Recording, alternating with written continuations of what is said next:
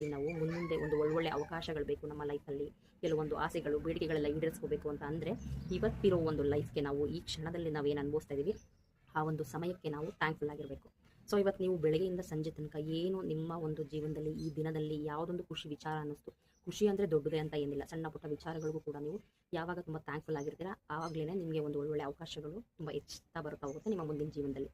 ಹಾಗಾಗಿ ನಾವು ಈ ಒಂದು ಮ್ಯಾನಿಫೆಸ್ಟೇಷನ್ ಟೆಕ್ನಿಕ್ನ ತುಂಬ ಖುಷಿಯಿಂದ ಮಾಡಬೇಕು. ನನಗಂತೂ ಗ್ರ್ಯಾಟಿಟ್ಯೂಡ್ ಮ್ಯಾನಿಫೆಸ್ಟೇಷನ್ ಮಾಡೋದು ತುಂಬ ಇಷ್ಟ ಆಗುತ್ತೆ, ಯಾಕಂದರೆ ನಾನು ಪ್ರತಿದಿನ ಮಾಡ್ತೀನಿ. ಇವಾಗ ನಾನು ಏನು ಮಾಡ್ತೀನಿ ಅಂದರೆ ಒಂದು ಗ್ರ್ಯಾಟಿಟ್ಯೂಡ್ ಜಾರ್ ಮ್ಯಾನಿಫೆಸ್ಟೇಷನ್ ಅಂತ ಟೆಕ್ನಿಕ್ ಹೇಳ್ಕೊಡ್ತೀನಿ. ನಾನು ಆ್ಯಕ್ಚುಲಿ 2 ಟೈಪ್ಸ್ ಮಾಡ್ತೀನಿ. ಒಂದು ರೈಟಿಂಗಲ್ಲಿ, ಅದಕ್ಕಂತಲೇ ಒಂದು ನೋಟ್ಬುಕ್ನ ಇಟ್ಕೊಂಡು ಗ್ರ್ಯಾಟಿಟ್ಯೂಡ್ನ ಮಾಡ್ತೀನಿ.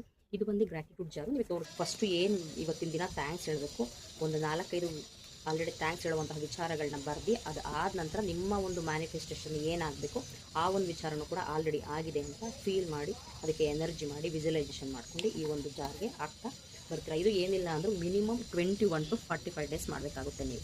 ಸೊ ಇದನ್ನ ಏನಂತೀವಿ, ಗ್ರ್ಯಾಟಿಟ್ಯೂಡ್ ವಿತ್ ಗ್ರ್ಯಾಟಿಟ್ಯೂಡ್ ಮ್ಯಾನಿಫೆಸ್ಟೇಷನ್ ಅಂತೀವಿ. ಅಂದರೆ ನಾವು ದಿನ ನಡೆಯುವಂತಹ ಪ್ರತಿಯೊಂದು ವಿಚಾರಗಳಿಗೆ ಗ್ರ್ಯಾಟಿಟ್ಯೂಡ್ ಸಲ್ಲಿಸ್ದಂಗಾಗುತ್ತೆ. ಅದ್ರ ಜೊತೆಗೆ ನಾವು ಮಾಡಬೇಕಾಗಿರುವಂತಹ ಒಂದು ಮ್ಯಾನಿಫೆಸ್ಟೇಷನ್ ಕೂಡ ಇದರಲ್ಲಿ ನೆರವೇರ್ತಾ ಹೋಗುತ್ತೆ. ತುಂಬ ಪವರ್ಫುಲ್ಲಾಗಿ ತುಂಬಾ ಚೆನ್ನಾಗಿ ಮ್ಯಾನಿಫೆಸ್ಟೇಷನ್ ಟೆಕ್ನಿಕ್ ಆಗುತ್ತೆ.